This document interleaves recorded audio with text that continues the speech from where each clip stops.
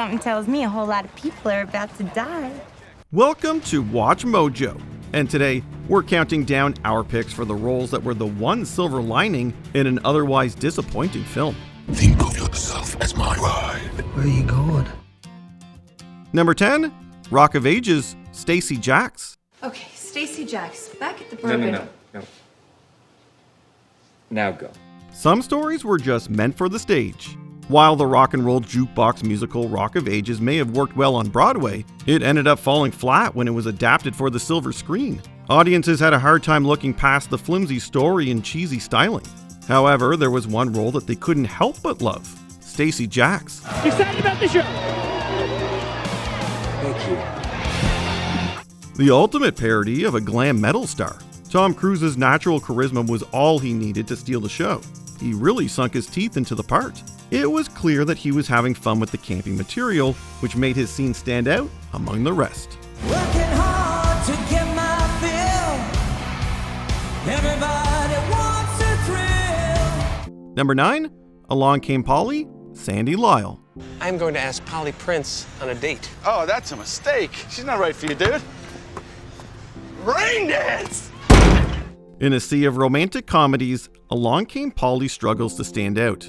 While it had potential, the lack of chemistry between the leads meant that audience interest fizzled quickly. But this may have also caused the secondary roles to stand out even more. We all need to look into our hearts.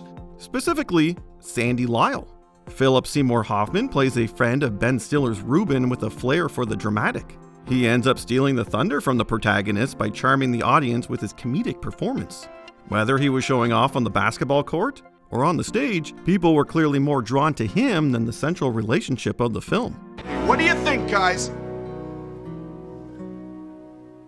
Are you that kid from Crocodile Tears? You're goddamn right I am. Number 8, Dark Shadows, Angelique Bouchard. My name is Angie Bouchard. So it is. Considering that it was released at the height of the vampire craze, the fact that Dark Shadows flopped was a huge disappointment. It seemed to have all the right pieces. It was based on a well-loved soap opera and featured a star-studded cast. However, the lackluster writing caused it to leave a poor impression on both fans and critics.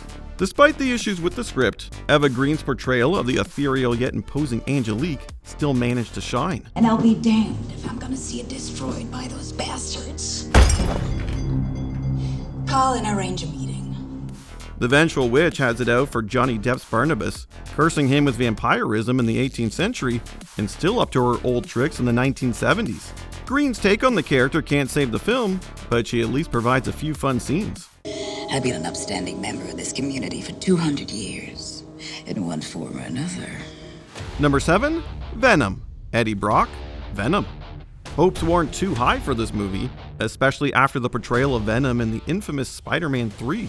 The 2018 film also came under pretty harsh criticism, with everything from the inconsistent tone to the pacing being eviscerated. Tom Hardy was the glue holding everything together. I was going places. I wasn't running, I was going places. Particularly his interpretation of the relationship between Eddie and Venom. You did not find us. We found you. His depiction of a man and his symbiote possessor made it clear that he wasn't taking it too seriously, which added to the viewer's overall experience. He also helped add a layer of charm to the final product, which made the whole movie an easier pill to swallow. What was that? Oh, I have a parasite. Yeah. Number 6, Robin Hood, Prince of Thieves, Sheriff of Nottingham.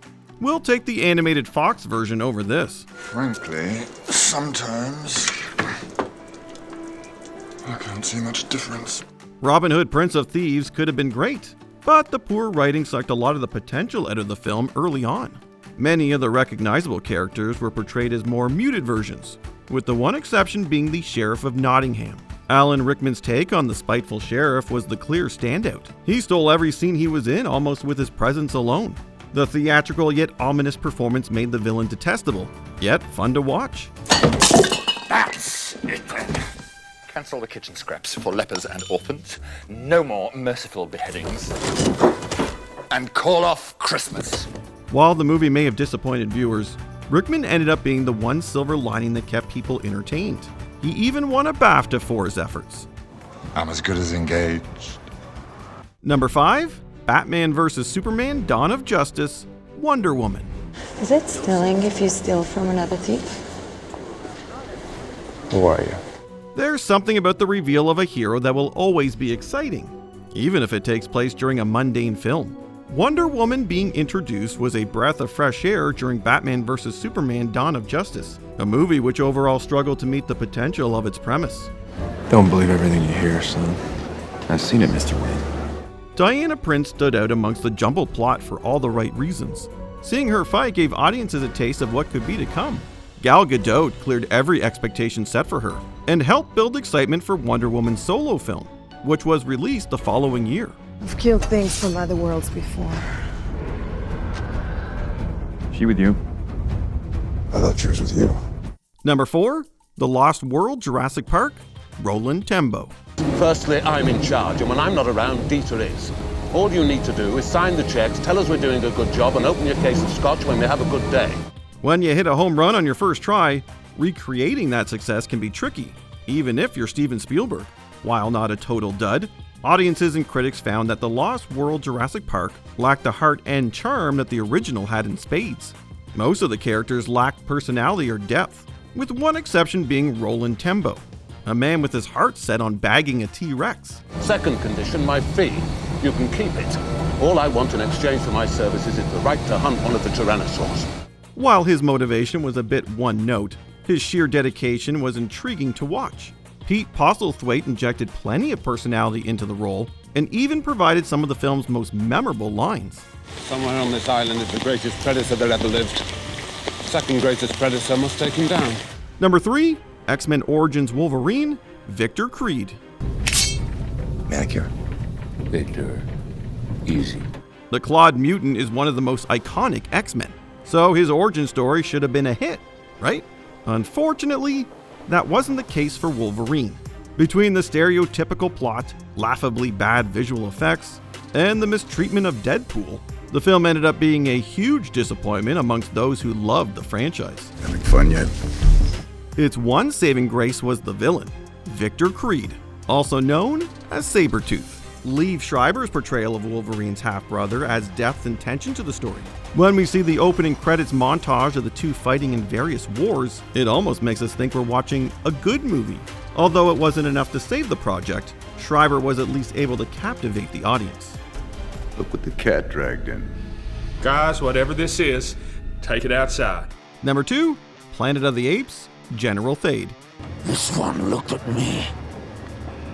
Considering how iconic the original is, the 2001 remake never stood a chance at living up to the standards it set.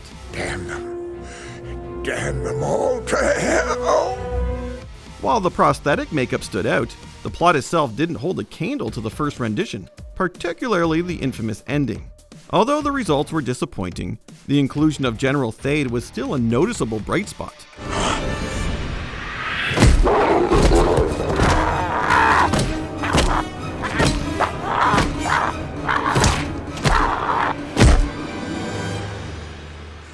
His ruthless demeanor and devotion to his cruel cause made him an intimidating antagonist.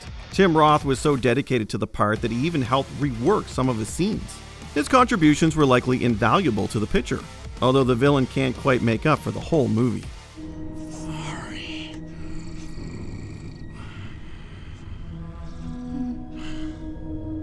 Before we continue, be sure to subscribe to our channel and ring the bell to get notified about our latest videos. You have the option to be notified for occasional videos or all of them. If you're on your phone, make sure you go into your settings and switch on notifications.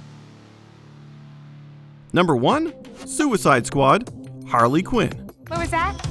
I should kill everyone and escape? Sorry. The voices. It's always sad when something with so much promise falls flat. When the trailer was released, fans were excited by the vibes of Suicide Squad. However, studio interference and a jumbled script resulted in a disappointing product that lacked heart. While most characters fell short, Harley Quinn ended up being the standout on the titular team. Everyone for themselves, right? While she lacked the depth that she has in the comics, Margot Robbie's portrayal still managed to add an element of whimsy that the flick desperately needed. Thank goodness Robbie would also get to play the character in better movies later on. I'm a princess. Which movie do you think was saved by the inclusion of one character? Let us know in the comments below. It's good to see you, man. I thought you died like 15 years ago. Did you enjoy this video? Check out these other clips from WatchMojo, and be sure to subscribe and ring the bell to be notified about our latest videos.